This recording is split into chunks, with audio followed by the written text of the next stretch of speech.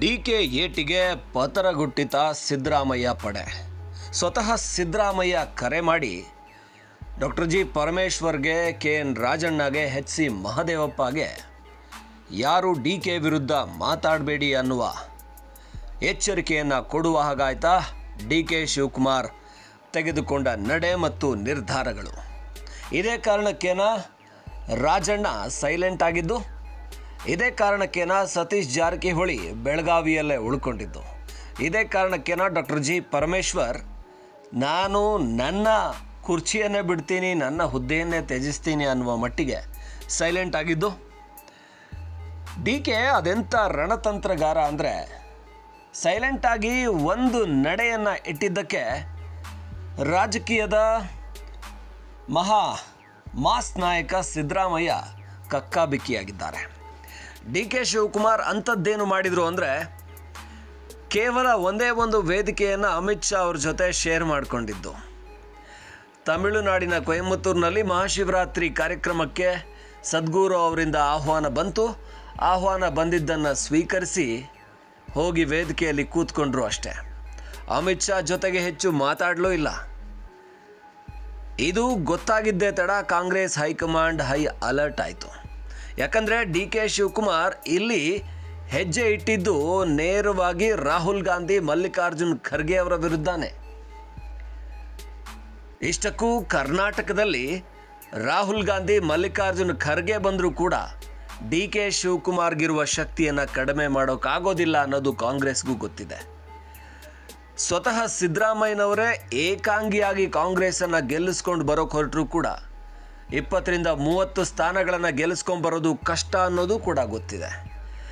ಯಡಿಯೂರಪ್ಪ ಒಂದು ಕಾಲದ mass leader KJPಯನ್ನು ಕಟ್ಟಿ ಗೆಲ್ಲಿಸ್ಕೊಂಡು ಬಂದಿದ್ದು ಎಷ್ಟು ಸ್ಥಾನಗಳನ್ನು ಅನ್ನೋದನ್ನು ಈಗಾಗಲೇ ರಾಜ್ಯ ನೋಡಿದೆ. ಇನ್ನು ಸಿದ್ದರಾಮಯ್ಯನವ್ರಿಗೂ ಕೂಡ ದಿಟ್ಟವಾಗಿ ಮಾತಾಡುವಂತಹ ವಯಸ್ಸಿಲ್ಲ. ಅವರಿಗೆ ರಾಜ್ಯ ಇಡೀ ಸುತ್ತಾಡಿ ನಾನು ಕಾಂಗ್ರೆಸ್ಸನ್ನು 2028ರಲ್ಲಿ ಗೆಲ್ಲಿಸ್ಕೊಂಡು ಬರ್ತೀನಿ ಅನ್ನುವಂಥ ಧೈರ್ಯ ಇಲ್ಲ. ಇತ್ತೀಚೆಗಷ್ಟೇ ಸಿದ್ದರಾಮಯ್ಯನವರು ಸ್ನಾಯು ಸೆಳೆತದಿಂದ ಬಳಲಿದ್ದಾರೆ. ನಾವು ನೋಡಿದ್ವಿ, ರಾಜನಾಥ್ ಸಿಂಗ್ ಅವರನ್ನು ವೇದಿಕೆಯಲ್ಲಿ ಸ್ವಾಗತಿಸುವಾಗ ಸಿದ್ದರಾಮಯ್ಯನವರು ವೀಲ್ ಚೇರ್ನಲ್ಲೇ ಬಂದರು. ಕೇಂದ್ರ ಸಚಿವ ರಾಜನಾಥ್ ಸಿಂಗ್ ಇನ್ವೆಸ್ಟ್ ಕರ್ನಾಟಕದಲ್ಲಿ ಸಿದ್ದರಾಮಯ್ಯನವ್ರನ್ನ ವೀಲ್ ಚೇರ್ನಲ್ಲಿದ್ದ ಸಿದ್ದರಾಮಯ್ಯನವ್ರನ್ನ ಕೈ ಹಿಡಿದು ಸ್ವಾಗತಿಸಿದರು. ಹಾಗೆ ಲಘು ಹರಟೆಯನ್ನು ಕೂಡ ಮಾಡಿದರು. ಇಲ್ಲಿ ಸಿದ್ದರಾಮಯ್ಯನವರ ಆರೋಗ್ಯ 76-77ನೇ ವಯಸ್ಸಿನ ಕಡೆಗೆ ಹೋಗ್ತಾ ಇರುವಂಥ ಸಿದ್ದರಾಮಯ್ಯನವರ ಆರೋಗ್ಯ ಇಡೀ ರಾಜ್ಯವನ್ನು ಸುತ್ತಾಡಿ ಮತ್ತೆ ಪಕ್ಷವನ್ನು ಸಂಘಟಿಸುವಷ್ಟು ಚೆನ್ನಾಗಿಲ್ಲ. ಇನ್ನು DK ಶಿವಕುಮಾರ್ ಅವರೇ ಈಗ ಹೊಣೆಯನ್ನು ಹೊರಬೇಕಾಗಿದೆ. ಯಾಕಂದರೆ DK ಶಿವಕುಮಾರ್ಗೆ ಇನ್ನೂ ವಯಸ್ಸಿದೆ. ಪಕ್ಷವನ್ನು ಮತ್ತೆ ಗೆಲ್ಲಿಸುವಂಥ ಸಾಮರ್ಥ್ಯ ಇರೋದು DK ಶಿವಕುಮಾರ್ಗೆ ಮಾತ್ರ. ಯಾವ Satish Jarkiholi, KN Rajanna, doctor G ಪರಮೇಶ್ವರ್ಗೂ ಕೂಡ ತಮ್ಮ ಕ್ಷೇತ್ರವನ್ನು ಬಿಟ್ಟು ಪಕ್ಕದ ಕ್ಷೇತ್ರವನ್ನು ಗೆಲ್ಲಿಸೋ ಸಾಮರ್ಥ್ಯ ಕೂಡ ಇಲ್ಲ ಅನ್ನೋದು ಕಾಂಗ್ರೆಸ್ ಹೈಕಮಾಂಡ್ಗೆ ಚೆನ್ನಾಗಿ ಗೊತ್ತು. ಅಷ್ಟೇ ಯಾಕೆ, ಮಲ್ಲಿಕಾರ್ಜುನ್ ಖರ್ಗೆ ಅವ್ರಿಗೂ ಸಮೇತ ತಮ್ಮ ಕ್ಷೇತ್ರವನ್ನು ಬಿಟ್ಟು ಪಕ್ಕದ ಕ್ಷೇತ್ರವನ್ನು ಗೆಲ್ಲಿಸುವಂಥ ಒಂದು ಸಾಮರ್ಥ್ಯ ಕೂಡ ಇಲ್ಲ ಅನ್ನೋದು ಅದೆಷ್ಟೋ ಬಾರಿ ಪ್ರೂವ್ ಆಗಿದೆ. ಸ್ವತಃ ಮಲ್ಲಿಕಾರ್ಜುನ್ ಖರ್ಗೆ ಅವರೇ ತಮ್ಮದೇ ಕ್ಷೇತ್ರದಲ್ಲಿ ಕಲಬುರಗಿಯಲ್ಲಿ ಸೋತು ಹೋದರು. ಪರಿಸ್ಥಿತಿ ಹೀಗಿರುವಾಗ BJP ಅತ್ಯಂತ ಸ್ಟ್ರಾಂಗ್ ಆಗಿ ಒಂದೊಂದೇ ರಾಜ್ಯಗಳನ್ನು ಗೆಲ್ತಾ ಇರುವಾಗ ಮಹಾರಾಷ್ಟ್ರ, ದೆಹಲಿ, ಮುಂದೆ BJP ಕಣ್ಣಿಟ್ಟಿರೋದು ಬಿಹಾರ ಹಾಗೆ ತಮಿಳುನಾಡು. ಈ ರೀತಿಯ ಪರಿಸ್ಥಿತಿಯಲ್ಲಿ BJP ದಿನೇ ದಿನೇ ಸ್ಟ್ರಾಂಗ್ ಆಗ್ತಾ ಇರುವಾಗ ಕಾಂಗ್ರೆಸ್ ಕರ್ನಾಟಕ ಒಂದು ರಾಜ್ಯದಲ್ಲಿ ಪ್ರಬಲವಾಗಿದೆ. ಇಲ್ಲಿ ಅದು ಪ್ರಬಲವಾಗಿರಬೇಕು ಅಂದರೆ ರಾಜ್ಯದಲ್ಲಿ ಮೇಟಿಯಾಗಿ ನಿಂತ್ಕೊಂಡಿರೋದು DK ಶಿವಕುಮಾರ್. ಹಾಗಾಗಿ DK ಶಿವಕುಮಾರ್ ಎದುರು ಹೋಗೋದಕ್ಕೆ ಹೈಕಮಾಂಡ್ ಬೇಡ ಅಂತ ನಿರ್ಧಾರ ಮಾಡಿದೆ. ಯಾವುದೇ ಕಾರಣಕ್ಕೂ KPCC ಅಧ್ಯಕ್ಷ ಸ್ಥಾನ ಬದಲಾಯಿಸೋಕೆ ಹೋಗೋದಿಲ್ಲ. ಅದನ್ನು ಬದಲಾಯಿಸಿದರೆ DK ಶಿವಕುಮಾರ್ ಅವರಿಗೆ CM ಸ್ಥಾನ ಸಿಕ್ಕ ನಂತರ KPCC ಅಧ್ಯಕ್ಷ ಸ್ಥಾನ ಬದಲಾಗುತ್ತೆ ಹೊರತು ಅಲ್ಲಿವರೆಗೂ ಕೂಡ DK ಅವರನ್ನು ಮುಟ್ಟೋದಕ್ಕೆ ಹೋಗಬೇಡಿ. DK ಶಿವಕುಮಾರ್ ಒಂದು ಸಣ್ಣ ನಡೆ ಮಹಾಕುಂಭಕ್ಕೆ ಹೋಗಿ ಬಂದರು. ಅಲ್ಲಿ ಯೋಗಿಯವರ ಆ ವ್ಯವಸ್ಥೆಯನ್ನು ಮೆಚ್ಚಿಕೊಂಡ್ರು. ಅದಾದ ನಂತರ ಮಹಾಶಿವರಾತ್ರಿಗೆ ಹೋಗಿ ಬಂದರು. ಅದು ನನ್ನ ಭಕ್ತಿ, ಅದು ನನ್ನ ನಂಬಿಕೆ ಅಂತ ಹೇಳಿದರು. ಜೊತೆಗೆ ಮತ್ತೊಂದು ಹೇಳಿಕೆಯನ್ನು ಕೂಡ ಕೊಟ್ಟರು, ನಾನು ಪ್ರಯತ್ನ ಫಲಿಸದೇ ಇರ್ಬೋದು, ಪ್ರಾರ್ಥನೆ ಮಾಡ್ತೀನಿ ಅಂತ. ಅಂದರೆ ಇವ್ರು ಯಾರು ನನಗೆ ಅವಕಾಶ ಕೊಡದೇ ಇರ್ಬೋದು, ಆದರೆ ಮೇಲೊಬ್ಬ ದೇವರಿದ್ದಾನೆ, ಅವನು ಕೊಟ್ಟೆ ಕೊಡ್ತಾನೆ ಅಂತ. ಯಾವಾಗ ದೇವರ ಮೊರೆ ಹೋದರೂ ಆವಾಗ ಕಾಂಗ್ರೆಸ್ ಕೂಡ ಅಲರ್ಟ್ ಆಯಿತು. ದೇವರ ಮೊರೆ ಹೋಗೋದು ಅಂತ ಹೇಳಿದರೆ ಹಿಂದುತ್ವದ ಪರ ಹೋಗೋದಾ ಗೊತ್ತಿಲ್ಲ, ಆದರೆ ದೇವರು ಅನ್ನೋ ವಿಚಾರ ಬಂದಾಗೆಲ್ಲ ಕೂಡ ಕಾಂಗ್ರೆಸ್ ಸೈಲೆಂಟ್ ಆಗುತ್ತೆ, BJP ಫುಲ್ ಅಲರ್ಟ್ ಆಗುತ್ತೆ. ದೇವರು, ಹಿಂದೂ ಧರ್ಮ, ಸನಾತನ ಅಂತ ಸದಾ ಬಹುಸಂಖ್ಯಾತರ ಪರವಾಗಿ ನಿಂತಿರುವಂಥ BJPಯ ಪರವಾದ ಸಾಫ್ಟ್ ಹಿಂದುತ್ವವನ್ನು DK ಶಿವಕುಮಾರ್ ತೋರಿಸೋದಕ್ಕೆ ಹೊರಟ್ರ ಅನ್ನುವಂಥ ಚರ್ಚೆಗಳು ಆಗ್ತಾ ಇದ್ದಾವೆ.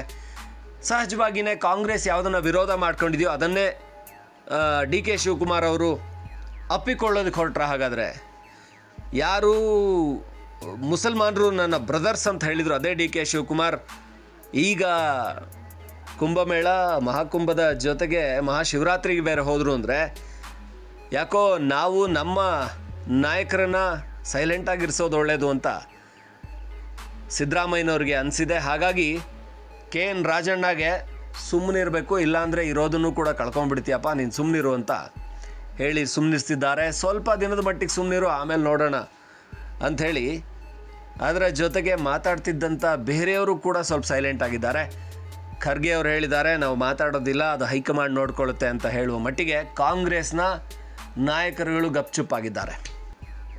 ಅಲ್ಲಿಗೆ DK ಶಿವಕುಮಾರ್ ಕೇವಲ ಒಂದು ಹೆಜ್ಜೆಯನ್ನಿಟ್ಟರು, ಜೊತೆಗೆ ತಾನು ಒಂಚೂರು ಬಲಕ್ಕೆ ಹೆಜ್ಜೆ ಇಟ್ಟರೆ ಏನಾಗುತ್ತೆ, ಒಂಚೂರು ಎಡಕ್ಕೆ ಹೆಜ್ಜೆ ಇಟ್ಟರೆ ಏನಾಗುತ್ತೆ, ತನ್ನ ಮುಂದಕ್ಕೆ ನಡ್ಕೊಂಡು ಹೋದರೆ ಏನಾಗುತ್ತೆ ಅನ್ನೋದನ್ನು ತೋರಿಸಿದ್ರು. ತನಗಿರುವ ಶಕ್ತಿ ಏನು ಅನ್ನೋದನ್ನು ತೋರಿಸಿದ್ರು. ಹಾಗೆಯೇ 86 ಕ್ಷೇತ್ರಗಳಲ್ಲಿ ಕಾಂಗ್ರೆಸ್ ಸೋತಿದೆ, ಆ 86 ಕ್ಷೇತ್ರಗಳನ್ನು ಮತ್ತೆ ಗೆದ್ಕೋಬೇಕು ಅಂಥೇಳಿ 138 + 86 224 ಕ್ಷೇತ್ರಗಳಲ್ಲಿ 86 ಕ್ಷೇತ್ರಗಳಲ್ಲಿ ಸೋತ ಕಾಂಗ್ರೆಸ್ಸಿಗರನ್ನ ಕರೆಸಿದ್ರು.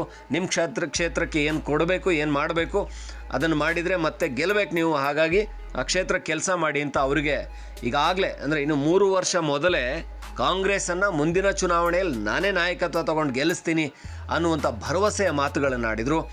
ಇದು ಒಂದು ಕಡೆ ನಾನೇ ಕಾಂಗ್ರೆಸ್ನ ಮುಂದೆ ಲೀಡ್ ಮಾಡ್ತೀನಿ, ಅದು ನನಗೆ ಗೆಲ್ಲಿಸ್ಕೊಂಬರೋದು ನನ್ನ ಜವಾಬ್ದಾರಿ ಅಂತ ಹೇಳಿದಂಥ DK ಶಿವಕುಮಾರ್, ಮತ್ತೊಂದು ಕಡೆ ನೀವೇನಾದರೂ ನನ್ನ ಸ್ಥಾನ ಅಲುಗಾಡ್ಸೋದಕ್ಕೆ ಹೋದರೆ ನಾನೇನು ಮಾಡಬೇಕು ಅದನ್ನು ಮಾಡ್ತೀನಿ ಅನ್ನುವಂಥ ಒಂದು ಶೇಕನ್ನು ಅಲುಗಾಡಿಸೋದನ್ನು ಮಾಡಿದರು. ಅದು ಅವರು ಅಮಿತ್ ಶಾ ಜೊತೆ ವೇದಿಕೆಯನ್ನು ಹಂಚಿಕೊಂಡಿದ್ದು. ಇದಾಗಿದ್ದೇ ತಡ ರಾಜಣ್ಣ ಸೈಲೆಂಟ್ ಆದರು, ಸತೀಶ್ ಜಾರಕಿಹೊಳಿ ಸೈಲೆಂಟ್ ಆದರು, ಡಾಕ್ಟರ್ G ಪರಮೇಶ್ವರ್ ಸೈಲೆಂಟ್ ಆದರು, ಯಾರು ಕೂಡ ಮಾತಾಡೋದನ್ನು ಕಡಿಮೆ ಮಾಡಿದರು. ಇದು DKಗಿರುವ ತಾಕತ್ತು, ಯಾಕೆಂದರೆ ಕಾಂಗ್ರೆಸ್ ಬಗ್ಗೆ ಅವರಿಗಷ್ಟು ನಿಯತ್ತಿದೆ.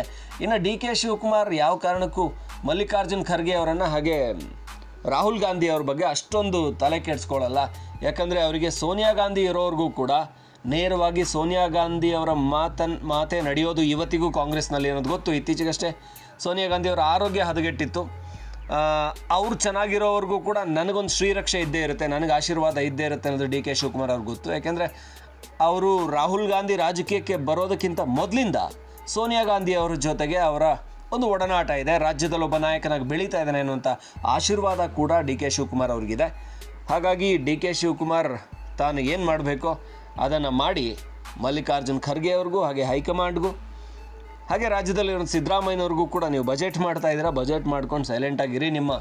ನಿಮ್ಮ ಎಡ ಬಲದಲ್ಲಿದ್ದಾರಲ್ಲ ಅವರಿಗೂ ಸೈಲೆಂಟಾಗಿರೋದಕ್ಕೆ ಹೇಳಿ. DK ಏನು ಅಂತ ಗೊತ್ತು, ಅದನ್ನು ತೋರಿಸ್ತೀನಿ ನಾನು ನನಗೆ ಬೇಕಾದಾಗ ಅನ್ನುವಂಥ ತನ್ನ ಯಾವಾಗ ನಡೆಯನ್ನು ದಾಳವನ್ನು ಉರುಳಿಸಿದ್ರೋ ಆಗ ಕಾಂಗ್ರೆಸ್ ಸೈಲೆಂಟ್ ಆಯಿತು.